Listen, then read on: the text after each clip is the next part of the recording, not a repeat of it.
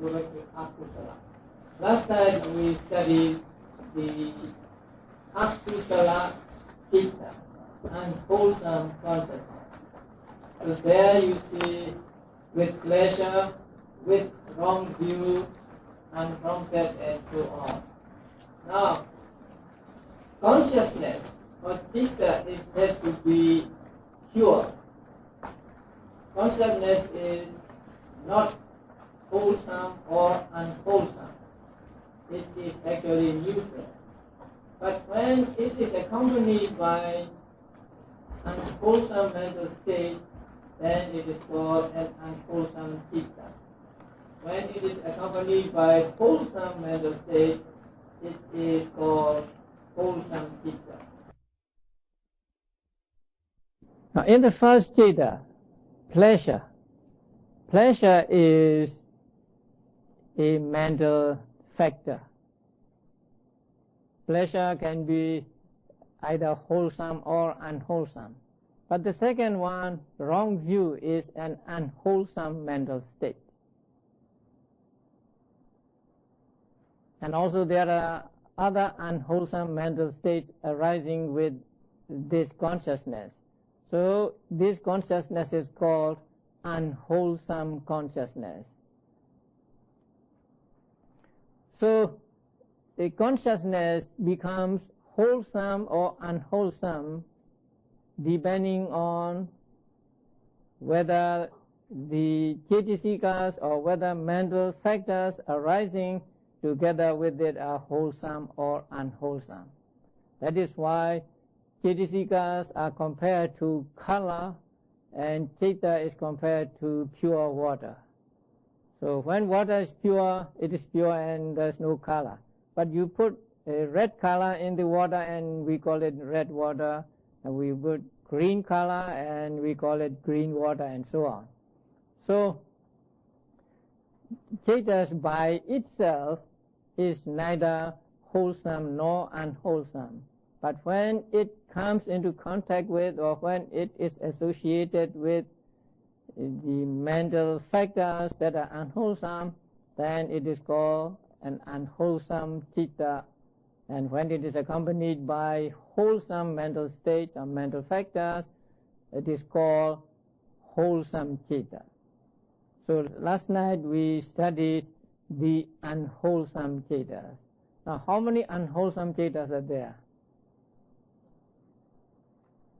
12. Right? How many are rooted in attachment? 8. How many in ill will? 2. And how many in delusion? 2. Okay. How many are accompanied by pleasure? 4. How many by indifference? 6. And how many by ill will? 2. Very good. Now imagine yourself as back to school, like school children. Okay. Now we will go to next section of the consciousness called the rootless consciousness. Now last night I told you that consciousness is divided into different categories according to the sphere or the realms it frequently arises in. Now, consciousness can be divided in another way, and it is, according to the books, by way of its nature, but we may call it by karmic activity. That means consciousness that produces result and consciousness that are results and consciousness that neither produces result nor the results themselves.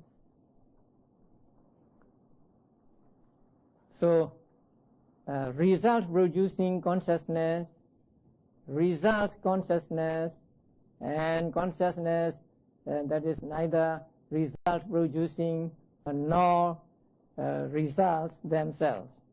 Akusala citta or unwholesome consciousness are those that produce results. And in this case, they produce painful results. Today we are going to study another kind of cittas or types of consciousness, and they are mostly the resultant consciousness. Now when we see something, there arises in our mind a consciousness. Actually, we see with that consciousness. So that consciousness is called I consciousness, because it depends on the I for its arising. If there is no I, there can be no the I consciousness, and we may call it seeing consciousness, but in the books it is called I consciousness, consciousness that depends on the I to arise. So in order for the I consciousness to arise, first we need the I, and we need the thing to see. The eye means not the whole eyeball, but the sensitive parts in the eye, the material properties in the eye that are sensitive to light. So according to medical science, it may be the retina in the eye. So that we call eye. So in order for the eye consciousness to arise, we need that eye, and also we need that is to be seen, or a visible object. So when these two come into contact, then the eye consciousness arises, or eye consciousness is produced. So that eye consciousness is called seeing consciousness. Now, we need not just the eye and the visible object. We need two more conditions for the eye consciousness to arise, and they are light and attention. Because even though we have the eyes and there is a visible object, when it is pitch dark, when there is no light, seeing consciousness will not arise. So light is one condition for eye consciousness to arise, and also attention is important.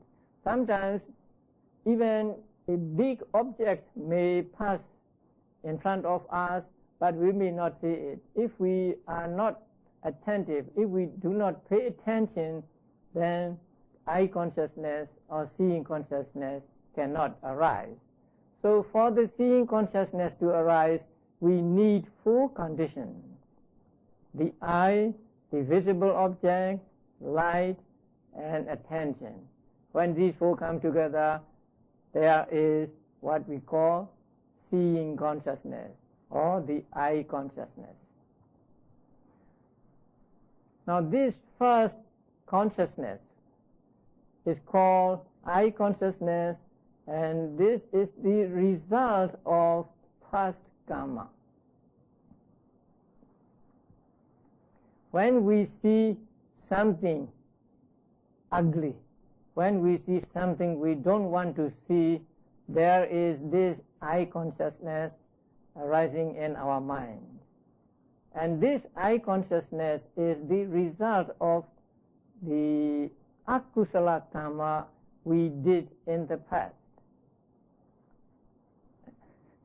So when we see something, let us say here, an ugly thing, it is because of our past akusala karma that we see it. So if we understand this, we will not blame anybody. If we want to blame, we must blame our karma in the past. So knowledge of Abhidhamma can help us to avoid unnecessary anger when we see something bad. So when we see something bad, there is the I consciousness, and this I consciousness is the result of past karma, and so we alone are responsible for this seeing an ugly object. So if to blame at all, then we must blame ourselves and not the other people or not the object. So we are not to get angry with the object. So Abhidhamma can help us to keep ourselves away from unwholesome mental states arising in our mind. Now the second consciousness is called ear consciousness. And in order for the ear consciousness to arise, we need 4 conditions again. Auditory organ, that means the ear, or sensitive material qualities, particles in the ear. And then sound, and then space, and then attention. If there is no space or no either, we will not hear the sound. So space is one condition for the ear consciousness to arise. So here, this consciousness is the result of akusala, or result of unwholesome karma in the past, and so the object here is an ugly sound, the sound we don't like. And then the next is, the third one is called nose consciousness. That means smelling consciousness. So smelling consciousness arises when an odor comes into contact with our nose. And this particular citta is the result of akusala, and so in this case the smell is a bad smell. So when we have bad smell, this type of consciousness arises in our mind. And for the smelling consciousness or nose consciousness to arise, we need the nose, smell, and air, and attention. And the next one is tongue consciousness, that when we experience some taste. So for the tongue consciousness to arise, we need the gustatory organ. That means we need the tongue. There are taste buds in the tongue, and when these taste buds come into contact with some taste, then we have this consciousness called tongue consciousness. So for the tongue consciousness to arise, we need the tongue, the taste, or the food with the taste, water or moisture, and attention. And the next is body consciousness or touch consciousness. In order for this type of consciousness to arise, we need the tactile organ. That means we need the body, some parts of the body, and then something to be touched, tactile object, and the earth element, and attention. So when these 4 conditions are fulfilled, then the body consciousness arises. And since this group is the result of akusala, the touch must be displeasurable touch, such as pain or numbness and so on. So corresponding to the 5 senses, we have these 5 types of consciousness. So these are eye consciousness, ear consciousness, nose consciousness, tongue consciousness, and body consciousness. So again, eye consciousness means consciousness depending on the eye for its arising, and so on. And the 6th is called receiving consciousness. When the object is presented to the senses, First, the consciousness arises that experiences that object. Hear, smell, taste, and touch.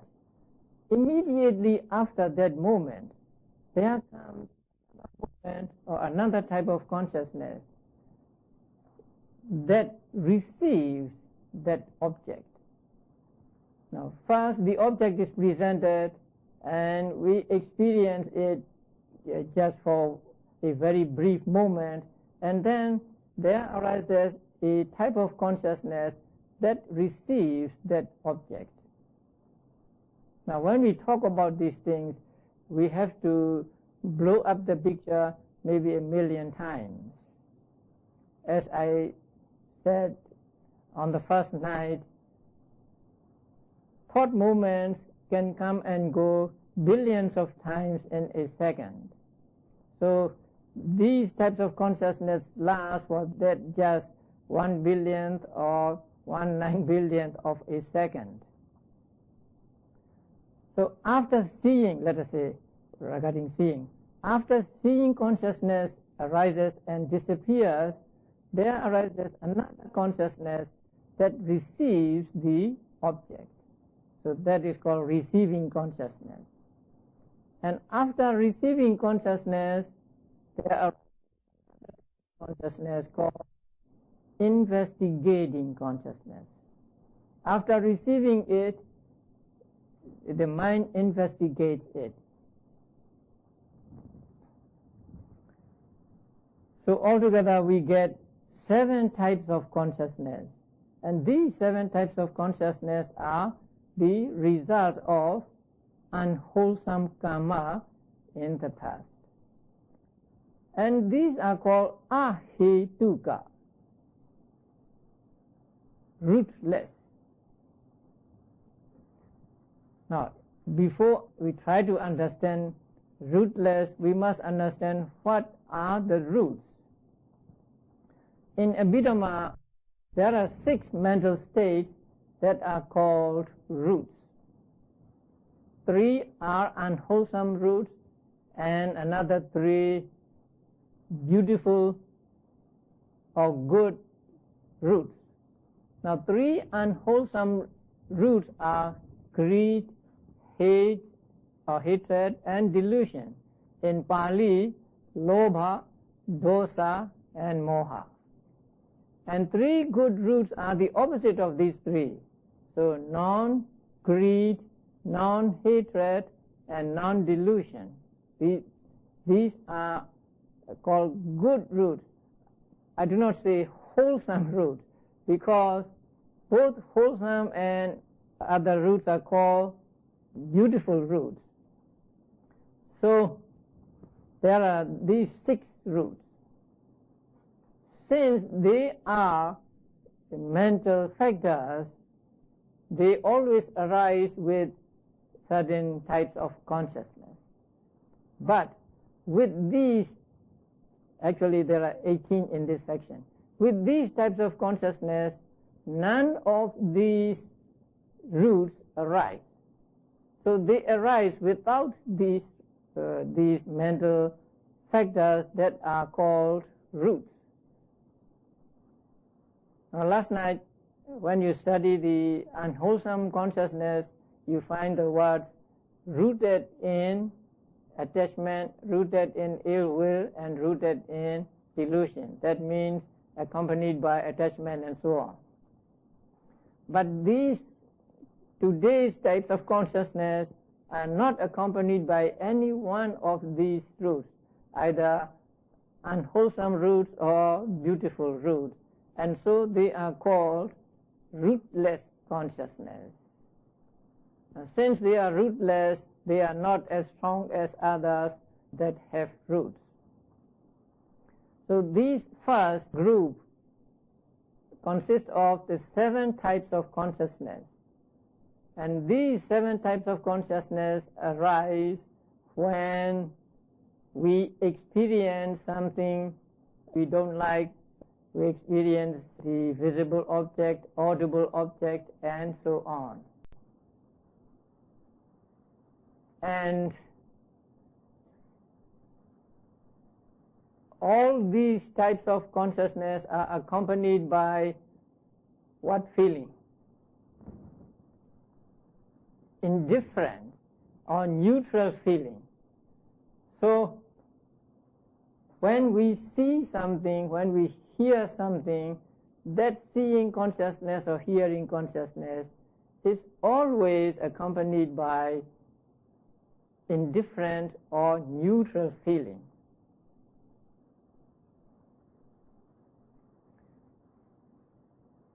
But the fifth one arises with what feeling? Painful feeling. It is called, in Pali, it is called dukkha.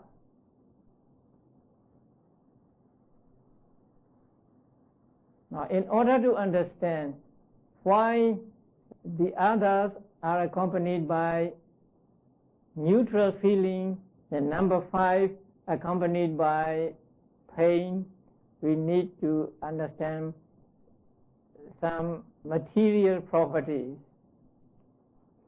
Now, there are 28 material properties taught in Abhidhamma. Among them, the first 4 are called the primary elements. And the primary elements are, as you know, the element of earth, water, fire, and air. These primary elements are said to be great essentials. The elements are said to be hard. And the other material properties, like the material properties in the eye, in the ear, and so on, are called dependent material properties. They depend on the great essentials to arise and to exist. And they are said to be not hard. So let us say they are soft. The 4 great elements are hard, and the other material properties are soft. Now, when we see something, now there is the eye. Now, the eye is also a soft material property, and what we see, the visible object, is also a dependent matter, and so it is also soft. When one soft thing hits another soft thing, there is no strong impact. Since there is no strong impact, the feeling that arises with this consciousness cannot be strong feeling. So it is the neutral feeling. Now it is compared to this. You have this diagram in the handouts also? Yes. The one on the screen may not look the same as on the sheet you are distributed. Now this diagram on the screen was created just today, and it was not by a professional person. Actually, the Venerable Nandisena did it this afternoon, but it serves the purpose. The 2 yellow balls on the left represent the cotton balls. Now, when one cotton ball is hit by another cotton ball, even though it is on the anvil, the hitting cotton ball will not hit the anvil. Or even if hits the anvil, it hits very softly. So there is no strong impact. So in the same way, when you see something, what you see is soft material property, and your eye is material property. But your eye depends on the 4 essential elements, like the anvil here. So the visible object, when it strikes the eye, since both are soft material properties, there is no strong impact, and so there can be no pronounced feeling. When there is no pronounced feeling, then the feeling is neutral. Now, with regard to the number 5, touch. Now, touch means the combination of 3 great essentials: the earth element, fire element, and air element. So what we call touch or tactile object is just the combination of these 3 great essentials. So they are hard material properties. So in the diagram, they are like the hammer. So when the hammer hits the cotton ball on the anvil, it will not stop on the cotton ball, but it will take the anvil, and so there is impact. So in the same way, when the tactile object hits the tactile organ in the body, which is soft material property, it strikes at that material property and reaches the great essentials, which are like anvil here. So the impact is strong, and so here the feeling is not neutral. When it is a good or pleasant tactile object, then it is pleasure, and when it is the unpleasant object, then it is unpleasant feeling. That is why number 5 is said to be accompanied by pain, not by joy or neutral feeling. Now, this is at the moment of seeing consciousness and so on. But immediately following the seeing consciousness are receiving consciousness, investigating consciousness, and also the other types of consciousness will follow, and then comes the full experience of the object. So at that moment, when it comes to the full experience of the object, it may be accompanied by pleasure, or it may be accompanied by pain, or it may be accompanied by the neutral feeling. But at the very moment of seeing, hearing, and so on, the consciousness is always accompanied by neutral feeling, and if it is the tactile object, then it is always accompanied by painful feeling. So these 7 are called the rootless resultant consciousness of unwholesome karma. In Pali, they are called akusala vipaka. Akusala vipaka citta. Now here, akusala qualifies vipaka and not citta. So these 7 types of citta, or these 7 types of consciousness, are the result of akusala, are the result of bad karma in the past. But when we see something beautiful, when we see something we like to see, then the seeing consciousness arises, and again it is accompanied by indifferent feeling and so on. So when we experience something that is pleasurable, that is good, that we like, then we have these types of consciousness under ahituka kusala vipaka citta. They are eye consciousness, ear consciousness, nose consciousness, tongue consciousness, and body consciousness. Now, when it comes to body consciousness, since it is the result of wholesome karma in the past, the feeling is pleasure. And in the kusala vibhaka, or the wholesome resultant cetas, there is one more. The number 7th, called in Pali is called Santirana, the investigating consciousness. Now there are 2 investigating consciousness among the resultant cetas of kusala.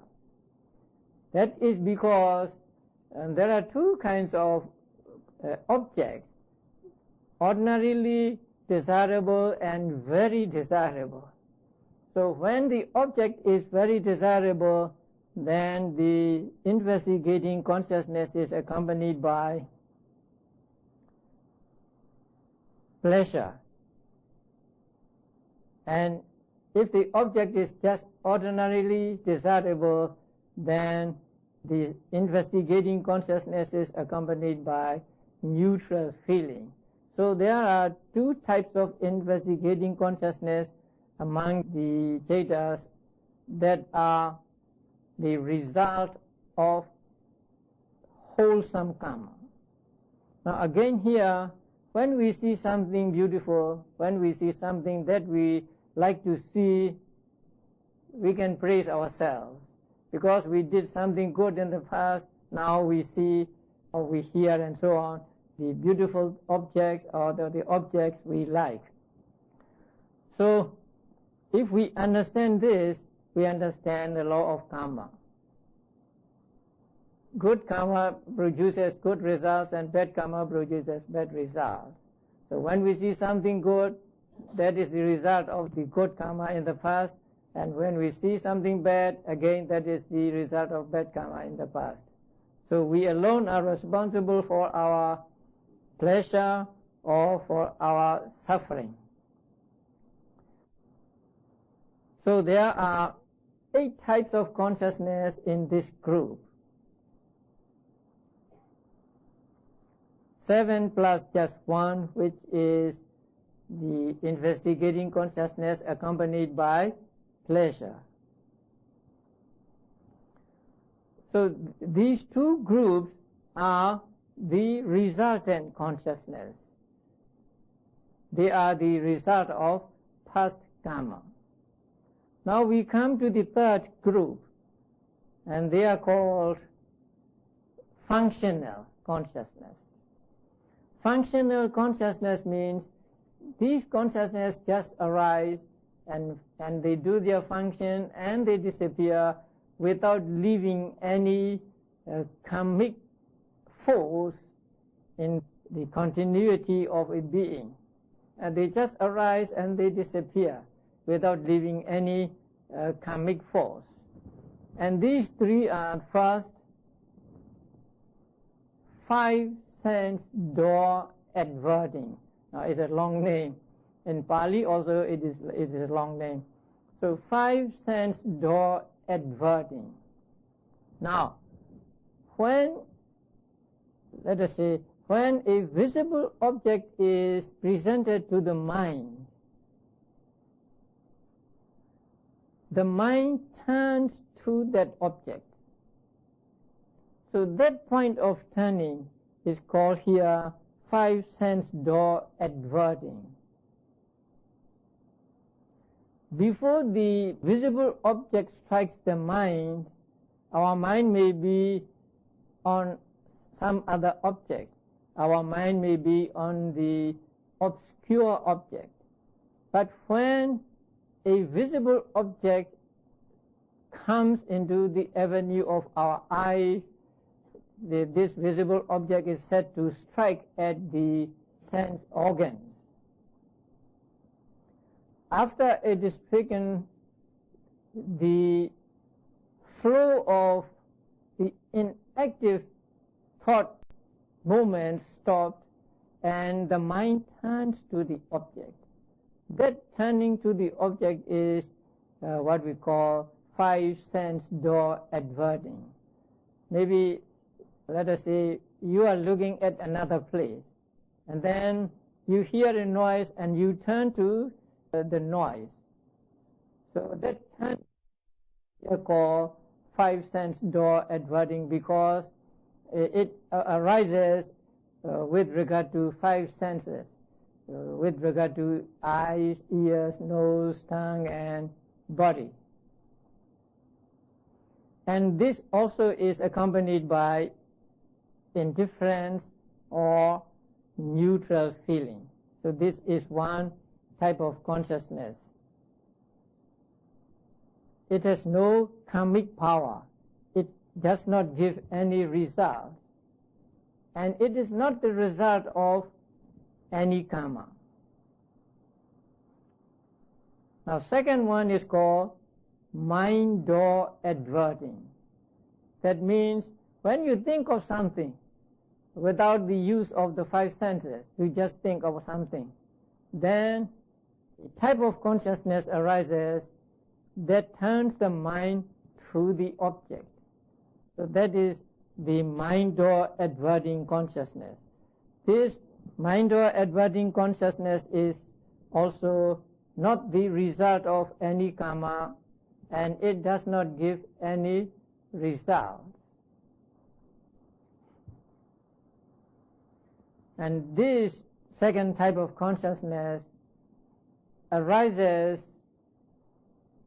in five senses as well as in the mind. So when it arises in the five senses or through the five senses, it does one function. That is called determining. And when it arises through the mind door, it has a function of turning the mind to the object. You will understand more of this when you study the thought process, because it is connected with thought process. And the last one is called smile producing. But do not think that you can experience this type of consciousness. Now you are smiling, right? But you are smiling with another type of consciousness and not this type of consciousness, because this type of consciousness is peculiar to Arahants. Arahants here means both Arahants, Buddhas, and Pacceka Buddhas. So these beings or the Arahants smile with this type of consciousness. So this is called smile producing. Since it is smile producing, it is accompanied by pleasurable feeling. So these three are called rootless functional consciousness. They are rootless because they are not accompanied by any of the roots, any of the six roots. And they are called functional because they just arise and they disappear. They do not have any productive power. And among these three, the first two can arise both in ordinary worldlings and Arahants. But the last one can arise only in the minds of Arahants. Here Arahants means Arahants as well as the Buddhas and Pacceka Buddhas. That means those who have eradicated all mental defilements. So altogether now we have 18 rootless consciousness. 7 are the result of unwholesome karma, and 8 are the result of wholesome karma. And the 3 are not the result of any karma, and they are not karma themselves. They just arise and disappear, performing their function. The last 3 are called functional. So altogether these 18 chetas are called rootless consciousness because they are not accompanied by any of the 6 roots. Now in Pali, the word hetu, the meaning of the word hetu is a cause. So if you take just Pali, the ahetuka, you may misunderstand this word. Since hetu is a cause, ahetu means no cause. So you may think that these types of consciousness arise without cause. But that is not true. So here, hetu represents what are called the roots, or in Pali, mula. You are familiar with the word mula. When we say loba mula, dosa mula, and moha mula. So these types of consciousness are called ahetuka, or rootless, because they are not accompanied by any of the roots. And how many roots are there? There are 6 roots. 3 are unwholesome roots, and the other 3 are called beautiful roots. And now the first group, in Pali they are called akusala vipaka, and the second group ahetuka kusala vipaka. Do you have a correct name there in Pali? Ahetuka, yes. Ahetuka kusala vipaka. Now the first 7 are called just akusala vipaka, but the second are called ahetuka kusala vipaka, not just kusala vipaka. They are qualified by the word ahetuka. That is because later we will find the kusala vipaka that are with roots. So in order to differentiate these 8 from the resultant consciousness that are with roots, they are here qualified by the word ahetuka, a rootless resultant consciousness. The third group is also called ahetuka kiriya, because there are functional consciousnesses that are accompanied by hetus or roots. So to differentiate these 3 from the others that are with roots, they are called ahetuka kiriya. Now when we talk about these types of consciousness, we will be using these names again and again. So when we want to refer to the last 3, then we will say ahetuka kiriya, 3 ahetuka kiriya consciousness, and so on. So these 18 types of consciousness are called rootless because they have no concomitant roots. And these arise when we see something, when we hear something, and so on. And all these have their place in the thought processes.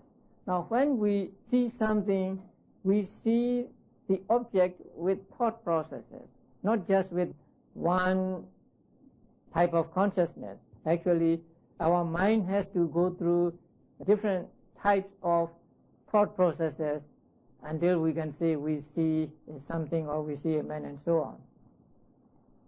These types of consciousness taught in this section have a place in the thought processes, and when we come to thought processes, you will understand them more clearly. Here, the sequence is first turning to the object. The first and second of the last group, turning to the object, and then seeing the object, hearing the object, and so on, and then accepting or receiving the object, and then investigating the object, and then determining the object. And after determining comes the full experience of the object.